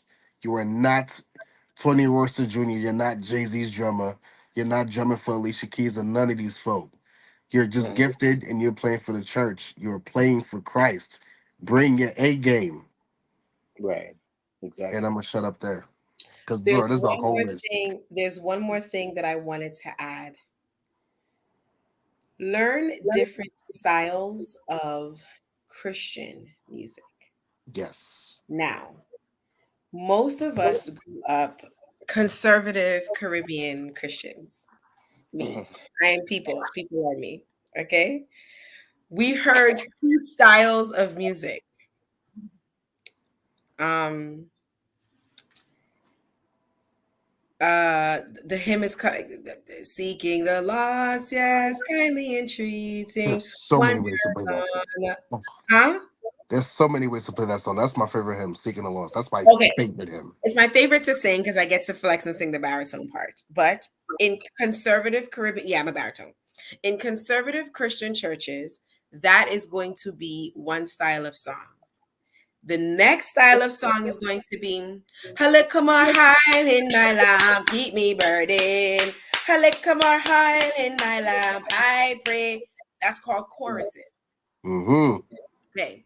And sorry, there's a third style that you'll often find in most Caribbean churches. Hear my cry, oh God, attend unto my prayer. Yep. Okay. As a musician, you have to know, and when you said read the room, it triggered that thought. You have to know different styles of music because you never know what the room is going to call for until you're in the room. Correct. So you may show up to the room ready to play Hear my cry, oh God, attend unto my prayer. So all you practice was ding ding ding ding ding ding ding. That's all you practice. But then you get to service, and instead of singing that, they sing, um, let the power fall when your name is called, prove the doubt is wrong. And now you're stuck because you don't know how to switch. Wow. It is very, very important to play all styles of music, or at least have a basic understanding of how to wing it. Like, at least that much. So, I would suggest spending a week to learn hymns and learn all of them, not just the choruses. Learn the verses because the worship leader may be in church and all they hear is prone to wonder, Lord, I feel it. And you have to know how to play prone to leave the God I love, which is the last part of the song, Right. not even the first part. Or you may be at a funeral and you are requested to play singing up in heaven such as we have never known. And you can't look at the deceased family members and say, I don't know that hymn. I don't know Ooh. that one either. Holy, holy is what the angels sing, and I expect to help them make the courts of heaven ring. You better know it. That's my mom's favorite song. I had to learn that to real It young. was it was my father's favorite hymn. And it has affectionately become one of mine since his passing. But I say all that to say, as a musician, you need to know every style of music that could be played in a church setting at any time. Do not assume that because you attend a conservative Christian church that the worship leader may not break out with a Miranda Curtis. and Oh. and likewise, do not assume that because you come from a prophetic house that the pastor may not get up and go, yes, yes. And now you're just like, Mm-mm-mm-mm. I don't know what comes next. Right? So make sure that you are well versed in different styles of Christian music. Also, fix your countenance. Like check your face.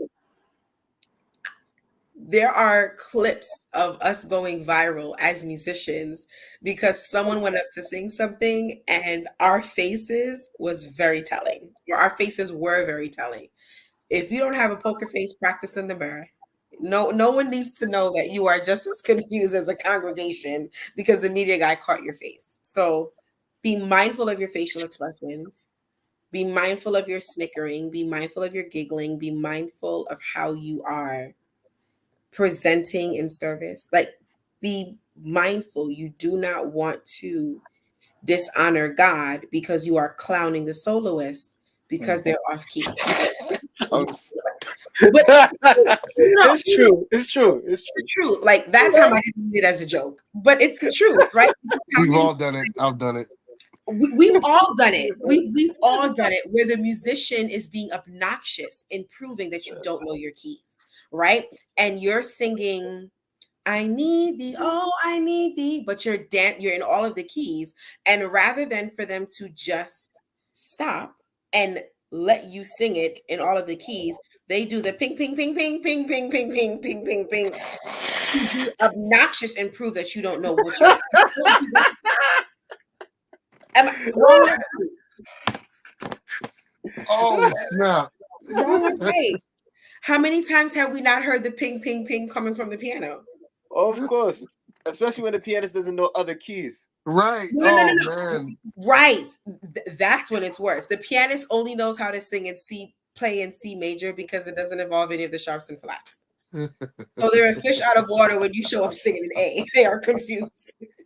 What do you mean a black key? I don't know what to do with the black keys. It's there for decoration. It's not there to be used. So they can only play in C. The singer is singing in E, F, and G all at the same time, and all you're hearing is ping, ping, ping, ping, ping, ping, ping.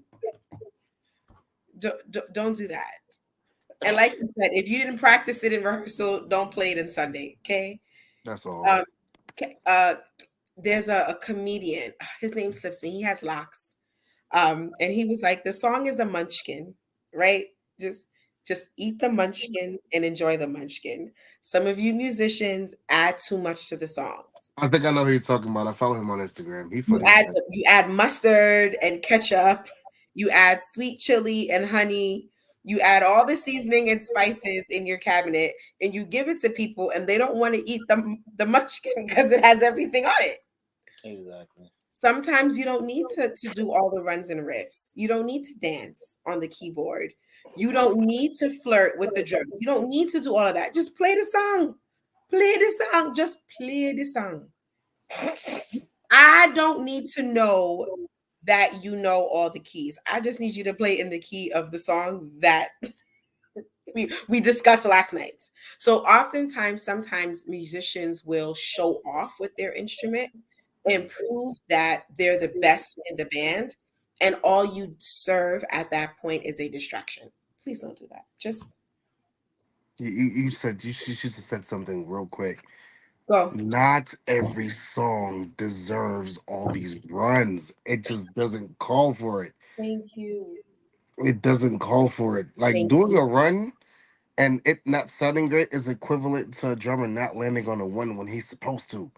Mm. We don't need it. And for other musicians, especially if y'all play in the church, please, please, please, please learn the pauses in regular hymnals because there'll be some songs that are being played, and when it comes for It's maybe a loud. 3 or 4 second pause, you'll either rush in the song or lag in the song.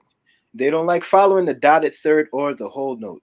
You, After I went do you want to know why they don't like following it? They don't know what it means because they can't read sheet music. That's why they're not Oh following it. wow. They don't know what it means. And I don't say that in a shady way. A lot of musicians feel that reading sheet music is antiquated and it's null and void. And I don't need to learn sheet music. I just need to listen to the song. And I didn't know that until one day I was teaching the choir a piece. I heard a song and I was like, wow, I like it, but it's not doing what I wanted to do. So I rearranged the piece Hmm. because I read sheet music because I'm classically trained. Mm. So I rearranged the piece. And my best friend at the time was majoring in music at Lehman College. So he literally comes over to my house and we are up until like maybe 1, 2 o'clock in the morning. And I'm singing each section. And he's like, I don't know how this is all in your head. Like this is living in your head rent free because I know professors that can't do this. You hear the chord and then you're able to sing each section one by one. So you're singing the soprano note. It sounds weird to me, but then when it all comes together, it makes sense. I said, well, it's living in my head. Like, I know what I want it to sound like. I just need the sheet music. So I was very proud of myself. I come to rehearsal with my sheet music, and the musician looks at me and goes, "What's this?" Oh no. I was like, "It's the sheet music." And he goes, "Where's the audio recording?" And I was like, "There is none." Like, he goes, "Well, did you download this?" No, I wrote it. Like, I created it. Like, this lives in my head rent free. Play it. And he got real quiet and he goes, "Hannah, I can't read sheet music." Mm. You never know when you're playing sheet music. Sometimes you're playing for the Sunbeam Choir, and sometimes you're playing for the Ladies Chorale, and sometimes you're playing for the Men's Quartet, and sometimes you're playing for the old people, the Sanctuary Choir. Sometimes you're playing for all four, and you have to be prepared and equipped to play for all four. You should at you should at least know the difference between a treble, an alto, and a bass staff. You should know the difference. You should know what 4/4 means. You should know what 6/8 means. Those are time signatures. It tells you how fast and slow the song is going. Right. You should know when you see 3 sharps or 4 sharps, what key we're playing in. If you Mm. see 2 flats or 1 flat, what key we're playing in. Right. If you should know if I see a dotted repeat that I'm repeating until further notice. Right. Like, this is your craft. That's like saying I'm fluent in English, but I can't read it. Then you're not fluent in English. Mm. Mercy. Oh, one last thing. One last thing. One last thing. This is the last thing I gotta say. My bad, bro. All right, go ahead, man. Just because you have the most expensive equipment does not make you nice. Thank you. Just Mm. saying. Say that Just again. saying. Have access to liquid funds. I'm telling you, just because you got the newest red keyboard, what is it, a Nord, doesn't Yes, make you nice. Just because you got the brand new PDP that DW pushed out does not make you nice. Just because you got a 7 string and only play on a 4 doesn't make you nice. thank Just you. because Corey Henry done did it all, just because you've seen somebody do it, doesn't mean you can do it. Get your practice up. All right, I'm finished. I'm done. Thank you. We could go on about what to teach the up and coming musicians. So We much. could go on, and a lot of it comes from like personal experience. That's why Hmm. we're so passionate about it. We don't want you to make the same mistakes that we did. Period. Right. Let me tell you, when I was in school, I was studying to be an audio engineer. So I had to do keyboard harmony, ear training, sight reading. For one of my classes, I had to literally write out sheet music as my final project. But I will tell you how helpful it was. Like, I think around 2010 was probably the last time that I took a sight reading class. And I learned 2 different pieces. One of the pieces I learned was minuet. And like after 2, 3 years, I can only remember so much because I was reading the sheet music, and then after that, from memory, I was playing it. But after a while, it started fading away, and the only way I can play it now is by playing each piece separately on the piano. Right. But I'll tell you another thing. As a drummer, also, I was a part of my church's orchestra, and there was this piece. I don't know if you guys remember. There was this commercial called Diamonds Forever. I don't remember the name of the actual company, but they used to play this classical piece, and I recognized it. And I was given the sheet music for drums, and I was like, okay, I know this because I spent a total of 3 to 4 years learning how to play sheet music, and I was so happy. Um, we spent various rehearsals perfecting this piece, and then it was the last piece to play to close our service. And I was so proud of myself, like, yo, I'm actually reading sheet music as a drummer, something that I never did before I got to college. That's So I still have some of that skill in me. If I could go back, I could look at the song Redeemed, and now I realize, okay, this is Which why it one? was called. 337 or 338? Because I it's like 337. I think it's the Redeemed, how I love to proclaim it. Redeemed, that one. The That's other one I don't 38. really like that much. It's cool, but What? it Oh, just The other one slaps. That's the best Redeemed, one. how I love to proclaim it. Actually, you Redeemed know what? by the blood of the You're right. Lamb. It sounds a little bit different. They're both good in their own way, you know. Played in F, you Um, man. You got a good game. Mhm. Now but it yeah, sounds dope when you play them together. Yeah, yeah. It sounds dope when you have one congregation singing redeemed how one side singing redeemed how I love to proclaim it, and the other side singing redeemed how I love to proclaim it together. yeah. That's a different kind of praise, man. Oh my It's gosh. so dope. It's so dope. For those that are not Adventists, we're just having a very I mean, I'm not anymore, but we just had a very Adventist moment with the hymnal. The only Exactly. musicians I know who are piano players or organ players, especially in the Hammond department, um, from Mount Sinai, Hopeton and Desi. I don't really see them two no more, but this is all when Joey Collins was alive. And Hold dog, on. oh, Wait, this, Smith? Oh, wait, Smith? no, you remember Joey from he was a No, drummer no, for no, Mount Sinai at one point. no, no. No, I know that. I'm talking about the pianist you talking about. You talking about Hope and Smith? I'm not sure, but he was very light skinned, very tall, and he used to play with the weight on the bass a lot. Oh, nah. All right, I'm thinking about This is the somebody. old believers in Somebody else. Christ. When my mother used to direct it. This is way back in the day. This is directly after Kathy left. See, I don't know any of these people. I know some people from Mount Sinai, but I don't know everybody like that. So I only know some people. I do remember there was this kid at Joey's funeral. I think he was a drummer also, like young boy, braids, mad long. Short, He yep, was there. yep. Yeah, he was a beast on drums, right? He still is a beast on drums. I'm not sure if he Oh, still okay. plays now, but at that time, yeah, he definitely was a beast because Joey taught all of us, man. Oh wow. He taught all of us. Like I remember, I this is an old memory. But I was just messing around his kid, and I just took the drum key and just started tightening the heads extra, extra hard.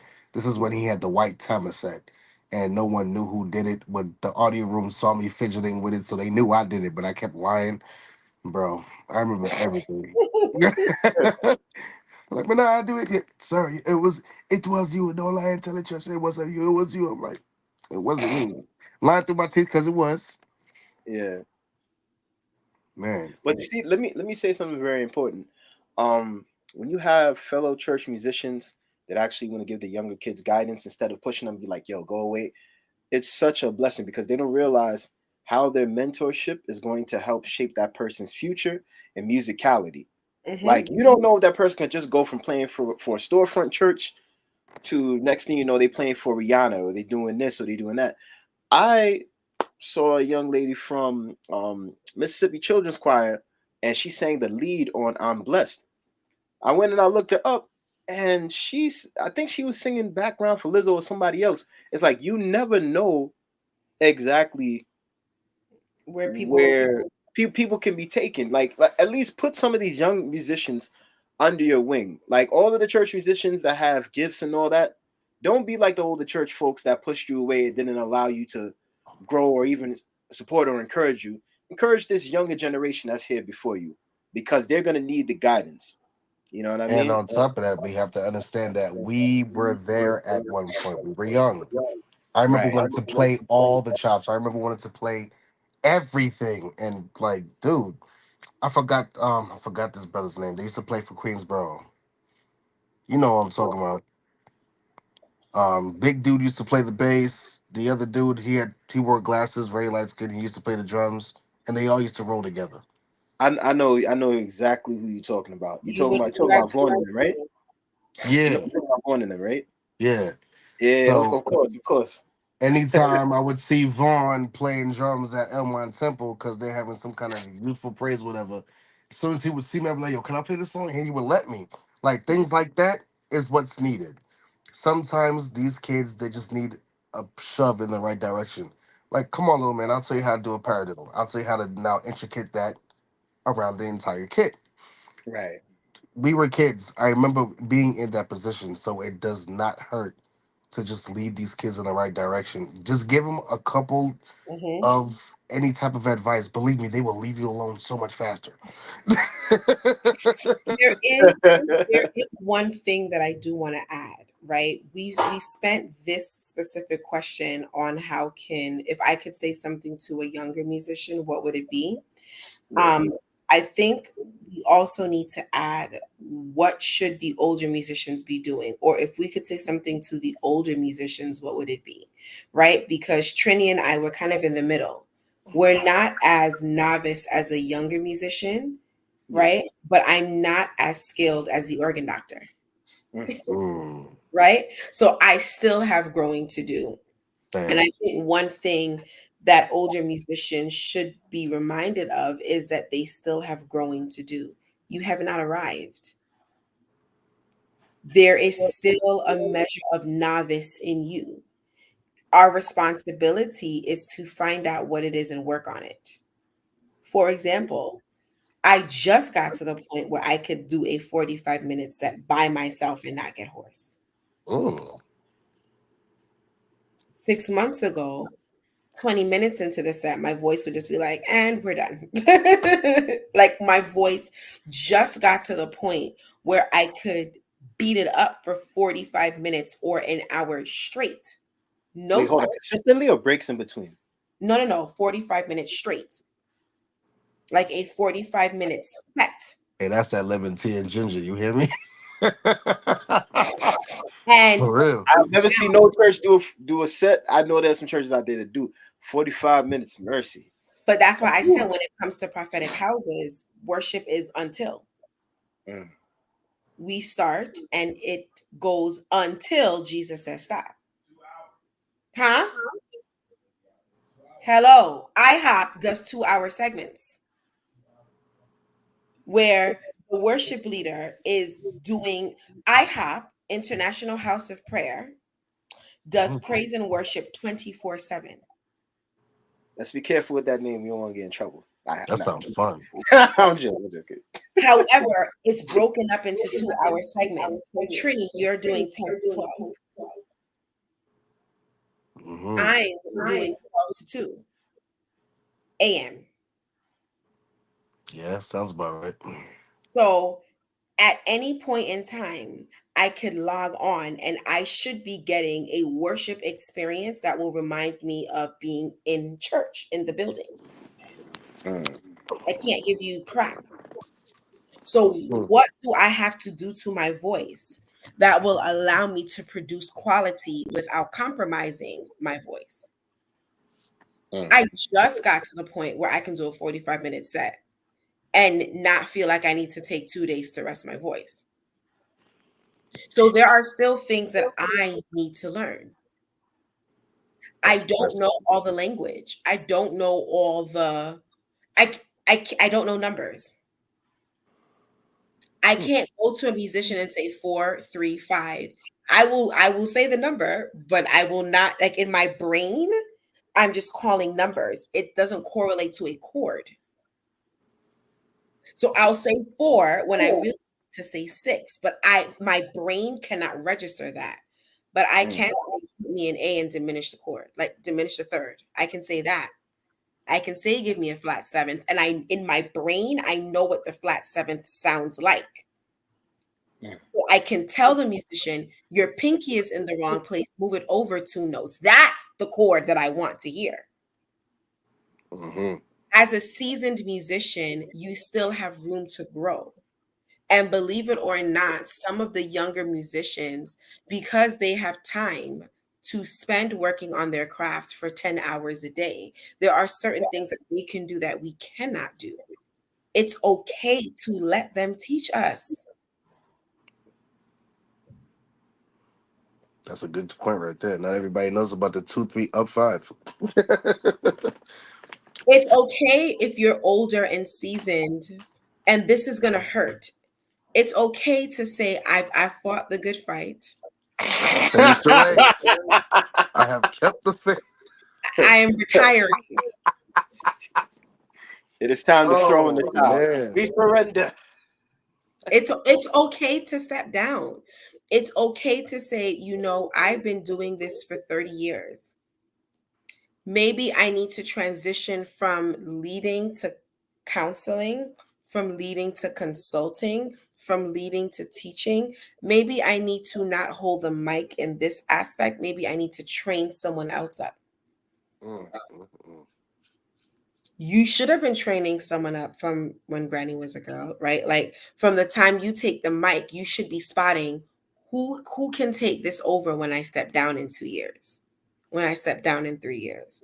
You should be training people, right? So I would say, as an older musician, know when it's okay to take a step away. Know when it's okay to be like, I still have an area to grow in. I haven't arrived. I don't know all the answers. Learn to apologize. I'm Mm. sorry. I offended you. I hurt your feelings. I said something that I shouldn't have said, or I was unkind, or I made a judgment, or I condemned you when I really should have minded my business and closed my mouth. Mm. I sowed seeds of discord and I'm reaping what I'm sowing. This isn't the devil. This is just me reaping what I sowed. It's okay to say, I messed up. I'm sorry. So that would be, we can focus on the younger group, but we also need to highlight that with the seasoned saints. Mm. That's right. And on that note, I would like to thank our special guest, Hannah Love, for joining us. I'd like to This was thank my Trini favorite also as episode well. by far. This is episode 18. Um, we just made 2 years, so we've been doing this now for 2 years. This is episode 18, Musicians in the Church. Next month we will be back. All right. You guys have a great night and thanks for watching. God bless.